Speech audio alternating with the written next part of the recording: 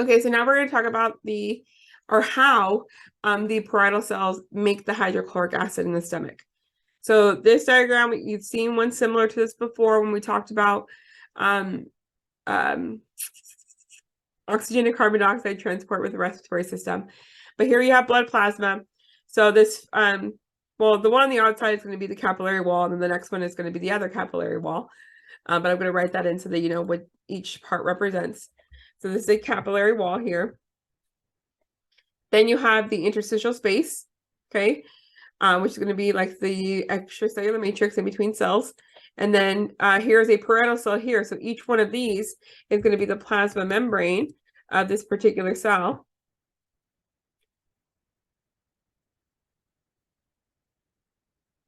So this is a plasma membrane. Over here is the other side of the plasma membrane. And then this is going to be the inside of the stomach. Okay, so we're going to eventually have to get some products, especially like hydrogen, over from the blood plasma into the lumen of the stomach. Okay, same thing for the chlorine for hydrochloric acid from the blood plasma all the way to the lumen of the stomach, because that hydrochloric acid is going to create that acidity in the stomach that's going to promote digestion. So we're going to go step by step. So first of all, you're going to have carbon dioxide and water moving from the blood plasma into the interstitial space and then into the parietal cell. Now, your textbook will say just carbon dioxide moves over, but of course some water is going to move over as well. So you can run it as just carbon dioxide moving over, or you could put carbon dioxide and water. It doesn't matter. I like to use carbon dioxide and water so we can keep that whole portion of that equation together, so it's easier for memorization. So you have carbon dioxide and water. It's going to move over out of the blood plasma into the interstitial, or out of the blood plasma, into the interstitial space, then over the plasma membrane into the actual parietal cell. Once this happens, as you already know, when you have a buildup of CO2, it's going to push this acid-base balance equation to the right. So you're going to have carbon dioxide and water is going to get converted into carbonic acid. Now you'll notice this Ca at the top, and this should be reviewed from Bio 32, but there is a specific enzyme that promotes or does the conversion of CO2 and water into carbonic acid. And that Ca stands for carbonic anhydrase.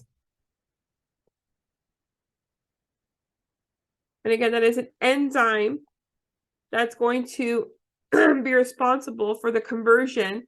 Oh, carbonic. See, carbonic. Let me see if I can make that happen. So carbonic anhydrase. Whenever you write the note, just make a little space. But Ca is for carbonic anhydrase. Okay, and again, that is an enzyme. Remember, anything that ends in ASC is an enzyme, but carbonic anhydrase is going to be the enzyme that's responsible for converting that CO2 and water into carbonic acid. Okay, and so from there, as you already know, anytime acid is in solution, it's going to dissociate. So that carbonic acid is going to immediately dissociate into a hydrogen ion and a bicarbonate ion.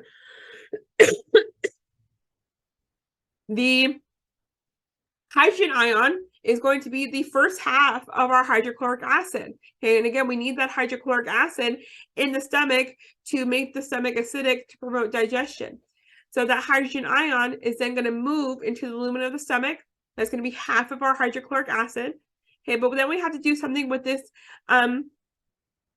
bicarbonate ion.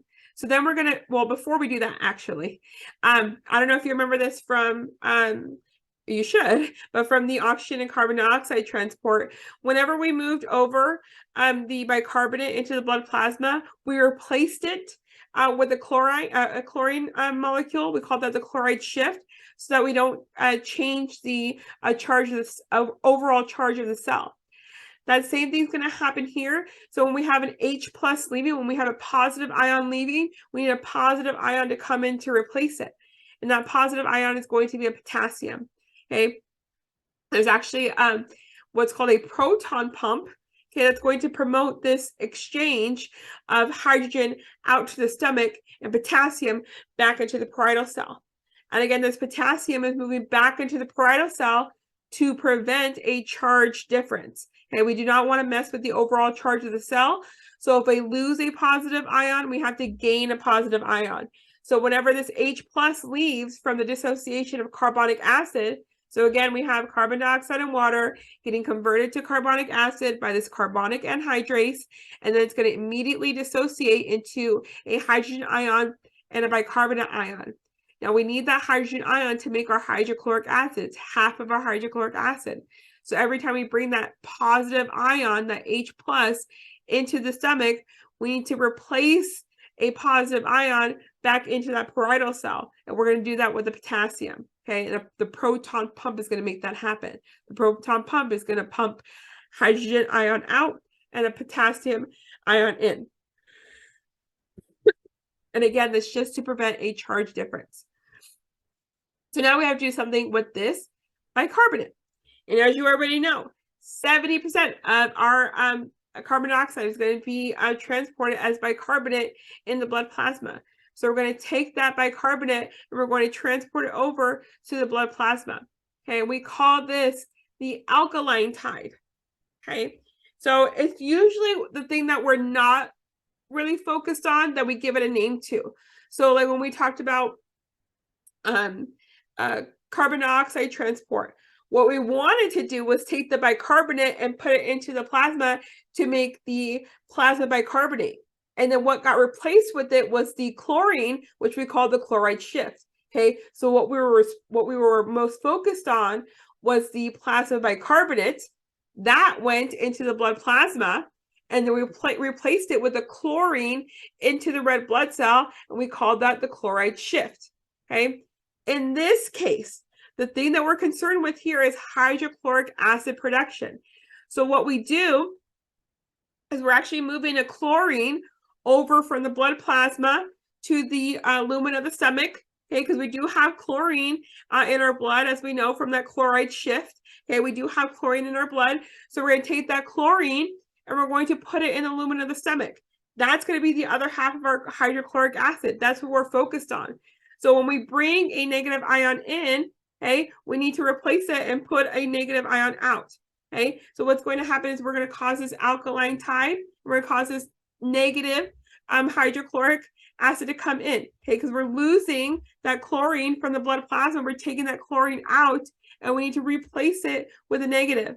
Okay, so again, you have chlorine moving out of the blood plasma. We're losing a negative here in the blood, okay, because we don't want to mess with the pH of the blood. So if we're losing a negative into the lumen of the stomach over here, we need to replace that negative that we lost with another negative.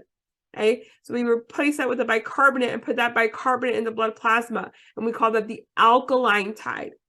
Okay, so we're naming the thing that's the replacement, not the thing that we're focused on. So when we remove the chlorine in to make our hydrochloric acid between these two, the replacement, okay, it's called the alkaline tide. Okay, so we're moving the alkaline or the bicarbonate over. I'm sorry for erasing those things. Hopefully you already had that written down. But again, we're trying to make hydrochloric acid. So if we're taking chlorine out of the blood, we need to replace that negative ion with another negative ion. So we take that bicarbonate, okay, from that dissociated carbonic acid, and we put that into the blood plasma. And we call that the alkaline tide. Okay, and we call it the alkaline tide because it is a buffer. It's a bicarbonate. So that's going to make the pH a little bit more alkaline. Okay, so we call that the alkaline tide. Okay. And now that we have that hydrogen ion and that chlorine, now we've made our hydrochloric acid. But know that it's going to stay separated. Okay, there's going to be chyme in the stomach. It's going to be an aqueous solution. Anytime acid is in an aqueous solution, it dissociates. So you're not going to find hydrochloric acid together. It'll be separate in an H plus and a Cl minus. Okay, so that's how we make hydrochloric acid by these parietal cells. So if we want to go through it again very quickly, and if you're good with this, then you can just go ahead and forward the video. I'm just going to go over it one more time really quickly. But we're going to take some carbon dioxide and water from the blood plasma, and we're going to move it over the capillary wall, move it through the interstitial space into the parietal cell, because that's what we're going to use to kind of start this hydrochloric acid production. So that's CO2 and water is going to get converted into carbonic acid by this carbonic anhydrase. And again, that's an enzyme that's going to convert CO2 and water into carbonic acid. That carbonic acid, because it is an acid and the cell is made from an aqueous solution or has an aqueous solution inside, it's going to immediately dissociate into an H+, a hydrogen ion, and a bicarbonate ion. That hydrogen ion is what we need to make our hydrochloric acid. That's half of our hydrochloric acid.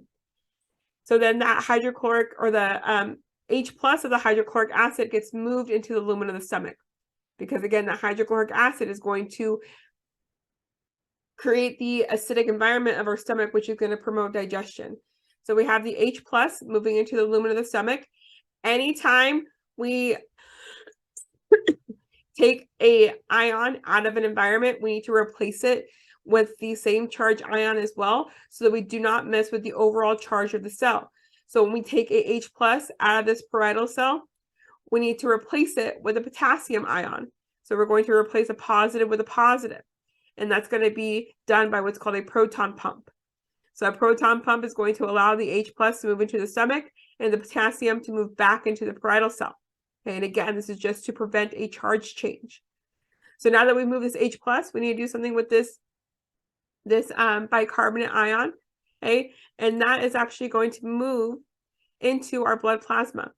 Okay, the reason why we do that is called the alkaline tide, but the reason why we do that is because we need the other half of our hydrochloric acid. So we move a chlorine, which we already know from the chloride tide, or the chloride shift, sorry, the chloride shift from the respiratory system. We know that we do have chlorine in our blood.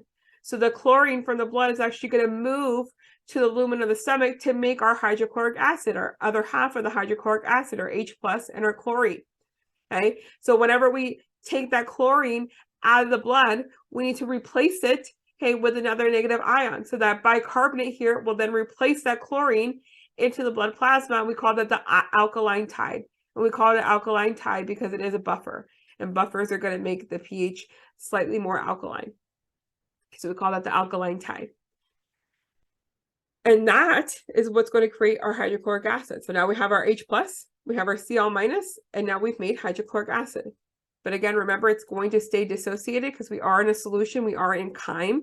Okay, anytime a acid is in solution, it's going to dissociate. So we're not going to see it as hydrochloric acid together. We're going to see it as separated into its ions. And that's how our parietal cells make hydrochloric acid.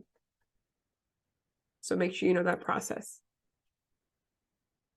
So this is your textbook's version of it. I think this version is a little bit more easy to understand, but it's the same concept. You have the CO2 moving into the parietal cell. The CO2 and water is going to get converted to carbonic acid by this carbonic anhydrase here. When that happens, it's going to immediately dissociate into a bicarbonate and an H+. Then you have this proton pump. It's called the hydrogen ion potassium ATPase. Okay, but just proton pump, you call it a proton pump.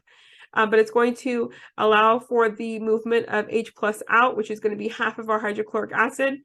Anytime we move an H+ out of a cell, we want to replace it with the same charge ion coming in. So we have a positive ion going out and a positive ion coming in the form of potassium. So we lose a hydrogen ion to the lumen of the stomach, but we're going to gain potassium back into that parietal cell. So we're replacing a positive with a positive. And then from there, we're going to be bringing in a chlorine, okay? From the, it came from the blood plasma, but you can see it in the interstitial fluid here, but that chlorine is going to go from the interstitial fluid through the parietal cell and into that lumen of the stomach. And that's going to be the other half of our hydrochloric acid. So now we've made hydrochloric acid. But anytime that we lose a negative ion, which again, this ultimately came from the blood, but anytime we lose a negative ion, we need to replace it with another negative ion. So we have that bicarbonate replacing the chlorine by moving into the blood here. And we call that the alkaline tide. So make sure you know that process.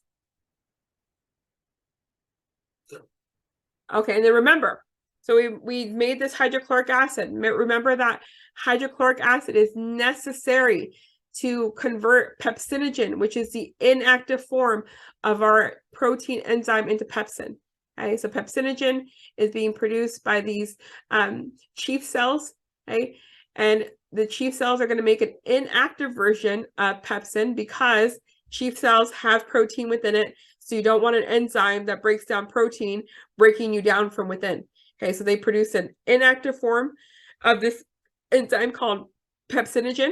And once that pepsinogen moves into the lumen of the stomach, it's going to come in contact with some hydrochloric acid.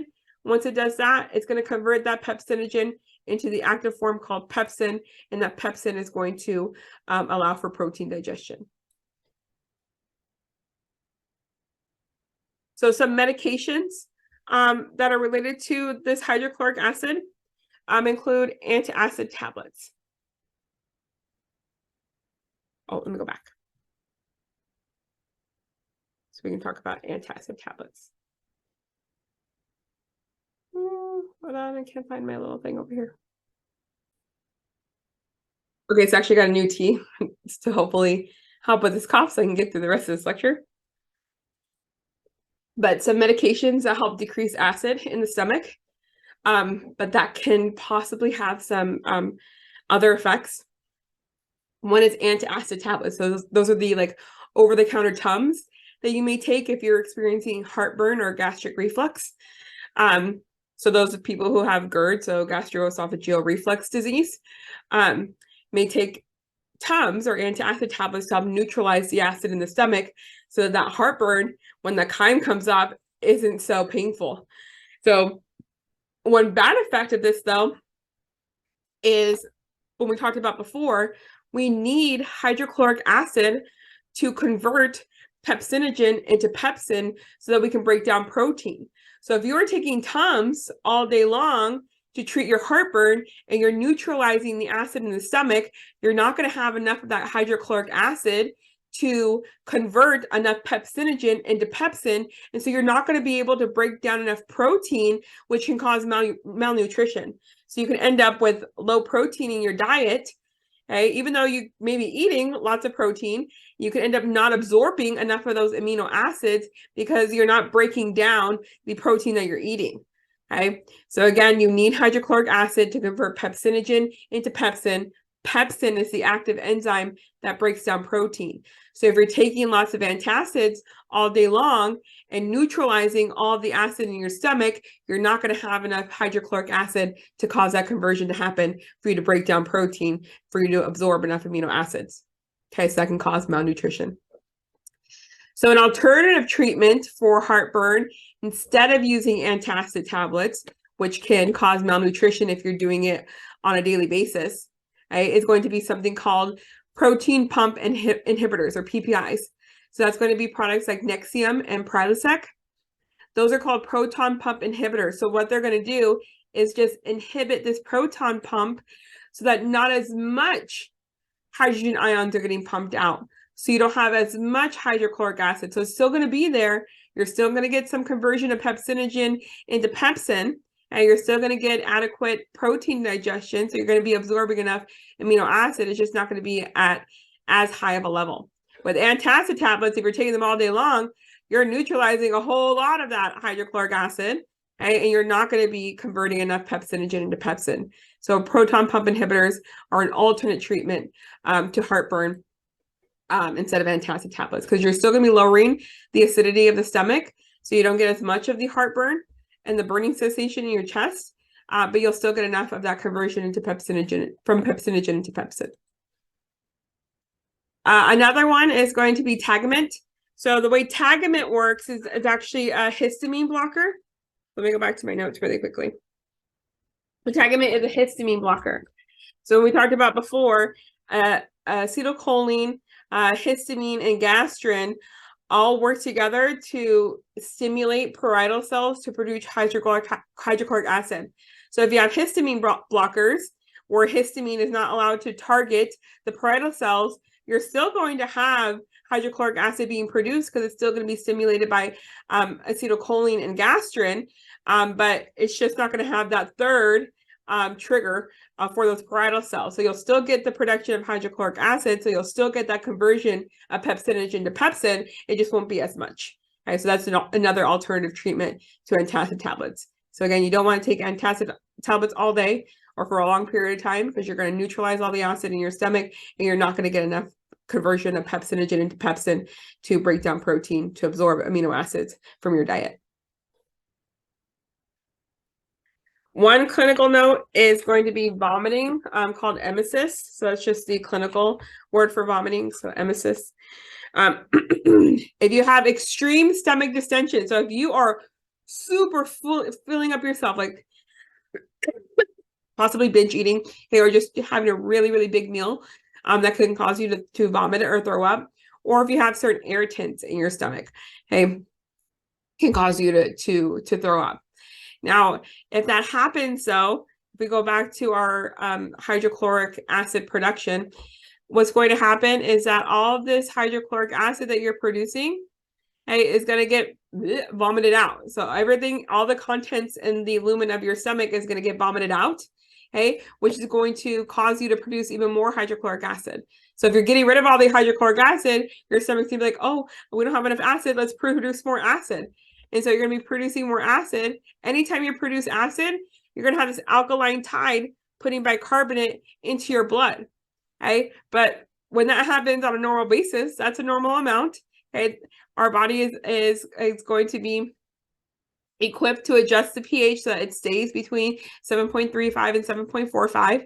But if you are continually vomiting and your body is continually replacing this hydrochloric acid and putting even more bicarbonate into the blood, it's going to cause eventually alkalosis, where your pH is going to go up and too high. It's going to go above that 7.45, and it's going to cause some issues, and it can end up depressing your central nervous system. So that's not a good thing to happen. So again, vomiting, if you're doing that excessively, and your body's going to want to replace that hydrochloric acid, and the more that it replaces the hydrochloric acid, the more of this alkaline tide is going to happen. And if you have that happening continually, you're going to cause alkalosis in the blood, where you're going to go above that 7.45. So that is a consequence of vomiting. It can cause alkalosis due to the extreme alkaline tide. One last thing for this video is going to be gastric ulcers. So gastric ulcers are going to be the erosions of your stomach lining. And this is often caused by Helicobacter pylori. So before, we used to think that ulcers were caused by stress, or like excessive caffeine, or what else? I'm trying to think. Stress, caffeine. There were lots of different things that we used to think that stress was a big one. So we used to think that ulcers were caused by high levels of stress. Okay, but we actually found out that 90% of ulcers, gastric ulcers, okay, and ulcers in general, are caused by a bacteria called Helicobacter pylori. And you're welcome to just call it H. pylori, because we usually do abbreviate the first name in bacteria. So H. pylori. So the genus name, but we can, H. pylori.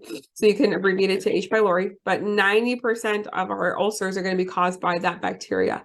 So what happens is you have bacteria that eat away at the mucus lining of the stomach. That's like their food. They're going to eat away at that until they get to the stomach wall, and then they start to eat away at the stomach wall, and it causes erosions of the stomach wall, which is an ulcer. Okay? And if it continues to do that, and it becomes even more severe, it can cause what's called a perforating ulcer, where it actually makes a hole in the stomach. And then if you remember, your stomach has acid in it. And if you have acid leaking into your peritoneum, that's going to cause peritonitis and cause inflammation inside your peritoneum, which we talked about in Digestive System 1. And that can lead to a really, really bad infection. So this is showing you that H. pylori, so these little pink little things swarming around, are bacteria. Okay, the H. pylori bacteria. The little blue spots there, that's the mucus lining of your stomach. So they are eating that mucus lining. They're using it as food. And eventually they're going to get to that stomach wall and erode the stomach wall. And what it could eventually do is cause a perforating ulcer in severe cases and cause a hole in the stomach, which again, acid and bacteria are going to be able to leak into your peritoneum, cause peritonitis, and can cause an infection if it's not treated quickly.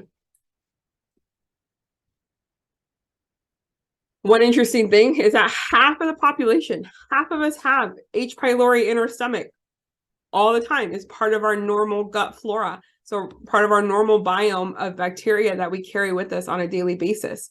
So over half of the population has H. pylori, but not everybody that has H. pylori experiences gastric ulcers. Okay, but just know that the half of us actually have it. So half of us have the ability to or have the possibility of developing these ulcers.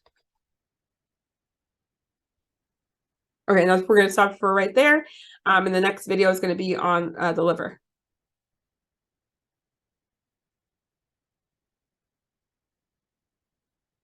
There we go. Oh, no. There we go. I keep trying to pause the video. It's not letting me pause. There we go.